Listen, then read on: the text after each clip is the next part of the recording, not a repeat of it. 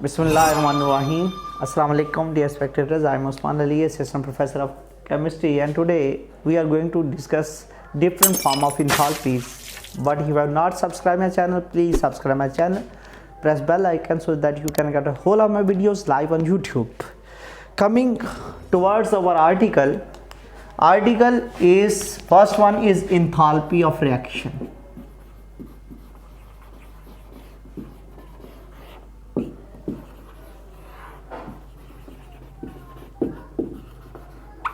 Enthalpy of reaction को हम represent करते हैं delta H nought into R के साथ। नॉट क्या होता है?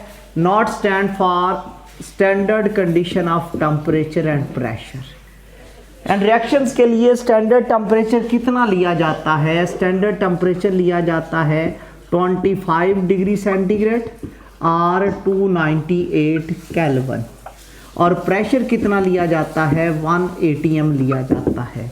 तो हम 25 डिग्री सेंटीग्रेड लेंगे टेम्परेचर और 1 atm हम लेंगे, प्रेशर लेंगे, और R स्टैंड फॉर रिएक्शन, और इसका यूनिट क्या होता है? इसका यूनिट होता है किलो जूल पर मोल।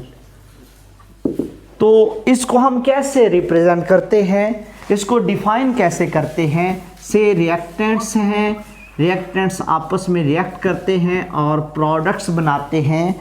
तो हम इसको ऐसे भी कह सकते हैं कि जब रिएक्टेंट्स के सर्टेन मोल्स आपस में रिएक्ट करें और प्रोडक्ट्स के सर्टेन मोल्स बना दें, सर्टेन मोल्स प्रोड्यूस कर दें, तो जितनी हीट एनर्जी यहाँ से जितनी हीट एनर्जी इवॉल्व होगी और एब्जॉर्ब होगी under standard condition of temperature and pressure is called as enthalpy of reaction. तो जब भी रिएक्टेंट्स के सर्टेन मोल आपस में रिएक्ट करें, प्रोडक्ट्स के सर्टेन मोल प्रोड्यूस कर दें, तो जितनी हीट एनर्जी इवॉल्व और अब्जॉर्ब होती है that is called as under standard condition of temperature and pressure. Standard temperature होता है 298 केल्विन और स्टैंडर्ड प्रेशर होता है 1 atm। उसको हम एंथैल्पी ऑफ रिएक्शन का नाम देते हैं। फॉर एग्जांपल हमारे पास है C+O2, ये आपस में रिएक्ट करता है और कार्बन डाइऑक्साइड प्रोड्यूस करता है। तो यहाँ से हम ये कहते हैं कि एंथैल्पी ऑफ रिएक्शन कितनी होगी? इन्होंने आपस में रिएक्ट किया तो ये आ जाती है 393.4 किलो जूल पर मोल। इतनी हीट एनर्जी जो है यहाँ से क्या होगी? यहाँ से क्योंकि ये एक्सोथर्मिक है, ये क्या होगी? इवॉल्व होगी। तो हीट एनर्जी इसमें इवॉल्व भी हो सकती है और एब्जॉर्ब भी हो सकती है। कब इवॉल्व होगी? ये डेल्टा H किस पे डिपेंड करती है? Delta H H2 minus H1 के बराबर होती है। हमारे पास डिफरेंट रिएक्शंस होते हैं।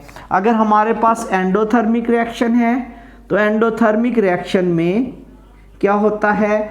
एंडोथर्मिक रिएक्शन में हमारे पास H2 जो है वो बड़ा होता है किससे? H1 से। तो फिर डेल्टा H की वैल्यू जो है वो क्या हो जाती है? पॉजिटिव हो जाती है। और अगर हमारे पास एक्सोथर्मिक रिएक्शन हो, तो अगर एक्सोथर्मिक रिएक्शन होगा तो उसके लिए क्या होगा? एक्सोथर्मिक रिएक्शन के लिए हमारे पास H1 जो है वो बड़ा होगा किससे? H2 से। अगर ये बड़ा होगा तो फिर डेल्टा H जो है वो नेगेटिव हो जाता है। तो इसका मतलब है एंथैल्पी ऑफ रिएक्शन जो है ये पॉजिटिव भी हो सकती है और नेगेटिव भी हो सकती है। ये डिपेंड करता है एंथैल्पी एनर्जी, एंथैल्पी में जो चेंज आ रहा है। अगर H2 बड़ा है तो एंडोथर्मिक रिएक्शन है, और अगर H1 बड़ा है तो कौन सा रिएक्शन है? एक्सोथर्मिक रिएक्शन है। इसकी डिफरेंट फॉर्म्स हैं। पहली है एंथैल्पी ऑफ फॉर्मेशन।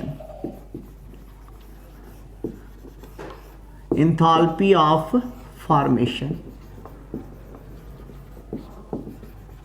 इसको हम delta H nought into F से जाहिर करते हैं। F स्टैंड फॉर फॉर्मेशन और नॉट का मतलब क्या होता है? Nought stand for standard condition of temperature and pressure. ये स्टैंडर्ड टेम्परेचर एंड प्रेशर को जाहिर करता है। तो हम ये कहते हैं कि अगर किसी भी सब, इसको हम डिफाइन करने लगे हैं कि अगर आपके पास कोई भी सब्सटेंस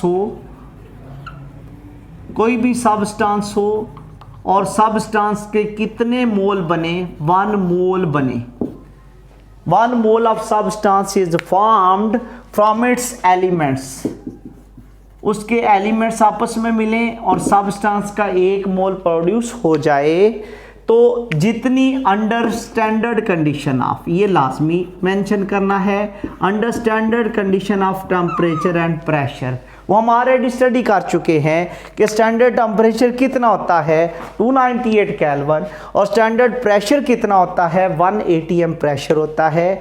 तो under standard condition of temperature and pressure the heat energy evolved or absorbed is called as enthalpy of formation, उसको इंथाल्पी ऑफ फॉर्मेशन बोलते हैं। फॉर एग्जांपल मैग्नीशियम एक एलिमेंट है, ऑक्सीजन मॉलिक्यूल है, लेकिन हाफ लेंगे वो एटम ही कहलाएगा, ये आपस में रिएक्ट करता है, MgO बन जाता है, मैग्नीशियम ऑक्साइड बन जाता है और इससे delta H nought into F।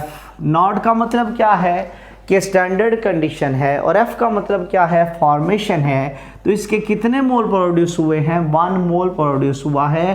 तो इसकी ये जो इंथाल्पी ऑफ फॉर्मेशन है 692.3, इसका यूनिट क्या होता है, किलो जूल पर मोल होता है। तो किलो जूल पर मोल इसका यूनिट होगा। इसकी एक एग्जांपल हो गई। इसकी सेकंड एग्जांपल कौन सी आ जाएगी, for example H2 plus half O2 ये आपस में रिएक्ट करते हैं और H2O बना देते हैं। तो वाटर एक सब्सटेंस है, कितने मोल इसके बने हैं, 1 मोल बना है। तो यहाँ से इसकी इंथाल्पी ऑफ फॉर्मेशन कितनी होगी, ये बराबर होगी -285.5 किलो जूल पर मोल। तो इतनी इसकी हीट ऑफ फॉर्मेशन होगी। अब हम कहते हैं कि ये दोनों जो है ये आपस में रिएक्ट कर रहे हैं, ये गैसियस स्टेट में है, ये भी गैसियस स्टेट में है, लेकिन वाटर किस फॉर्म में बना है, लिक्विड फॉर्म में बना है। यहाँ पर एक क्वेश्चन आ जाता है इंथाल्पी ऑफ फॉर्मेशन से रिलेटेड कि why it is necessary to mention physical states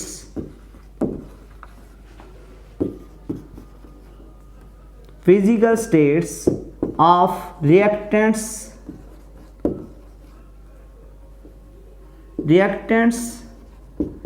during chemical reaction, कि केमिकल रिएक्शन के दौरान फिजिकल स्टेट मेंशन करना क्यों ज़रूरी है। तो हम ये कहते हैं फिजिकल स्टेट मेंशन करना इसलिए ज़रूरी है कि अगर फिजिकल स्टेट चेंज हो जाएगी तो इंथाल्पी भी चेंज हो जाती है।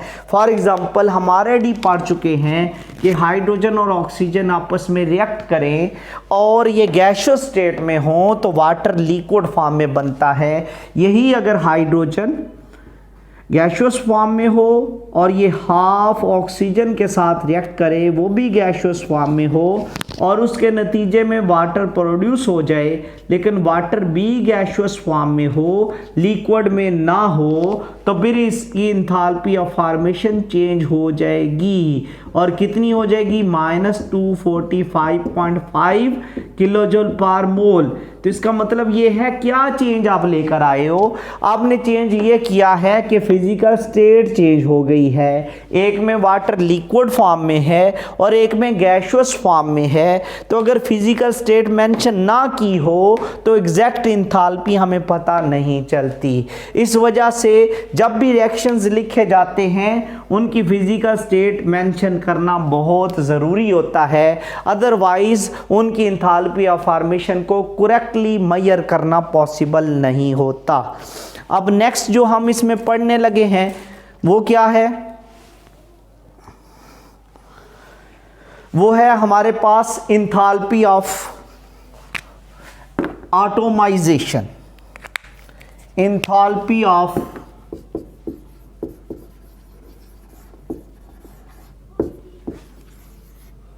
एटोमाइजेशन, इसको हम delta H nought into AT से जाहिर करते हैं। AT स्टैंड फॉर एटोमाइजेशन और nought mean standard condition of temperature and pressure, और इसका भी यूनिट क्या होगा, किलो जूल पर मोल होगा। तो हम ये कहते हैं कि हमारे पास अगर हमारे पास 1 मोल गैसियस एटम बनता है, 1 मोल गैसियस एटम, एटम किस फॉर्म में बनता है किसी भी सब्सटेंस का, गैसियस स्टेट में किससे बनता है, फ्रॉम इट्स एलिमेंट। कोई भी एलिमेंट ले लें और उससे हमारे पास 1 मोल गैसियस एटम बन जाए, 1 मोल गैसियस एटम बन जाए, उसके लिए जितनी हीट एनर्जी रिक्वायर्ड होती है, रिक्वायर्ड का मतलब है इंथैल्पी ऑफ एटोमाइजेशन हमेशा एंडोथर्मिक प्रोसेस होता है। Amount of heat energy required is called as enthalpy of atomization. इसका मतलब है अगर एंडोथर्मिक है तो हमेशा ये क्या होगी, ये पॉजिटिव होगी, तो इसका साइन नेगेटिव नहीं हो सकता।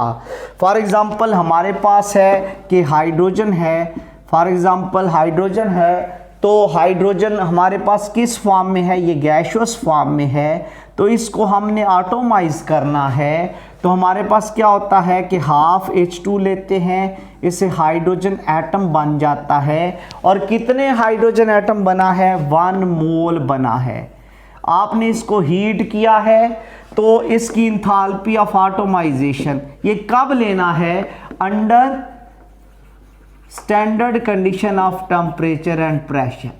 Standard condition of temperature and pressure लाजमी लेनी है, और standard condition of temperature and pressure क्या होती है, स्टैंडर्ड टेम्परेचर होता है 298 केल्विन, और स्टैंडर्ड प्रेशर क्या होता है, 1 atm प्रेशर होता है। तो इसकी इंथैल्पी ऑफ एटोमाइजेशन कितनी होगी, इंथैल्पी ऑफ एटोमाइजेशन जो है इसकी कितनी होगी, वो बराबर होगी, that is equal to plus 218 kilo joule per मोल।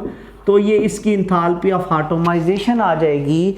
और इसी तरह से हमारे पास सोडियम एक एलिमेंट है और ये सॉलिड फॉर्म में होता है, तो under standard condition of temperature and pressure हम सोडियम को एटोमाइज करना चाहते हैं, गैसियस स्टेट में एटम बनाना है, तो इसकी इंथैल्पी ऑफ एटोमाइजेशन कितनी होगी, 108 प्लस में होगी किलो जूल पर मोल। तो इसका मतलब है ये वो इंथैल्पी है जो हमेशा क्या होती है, एंडोथर्मिक होती है।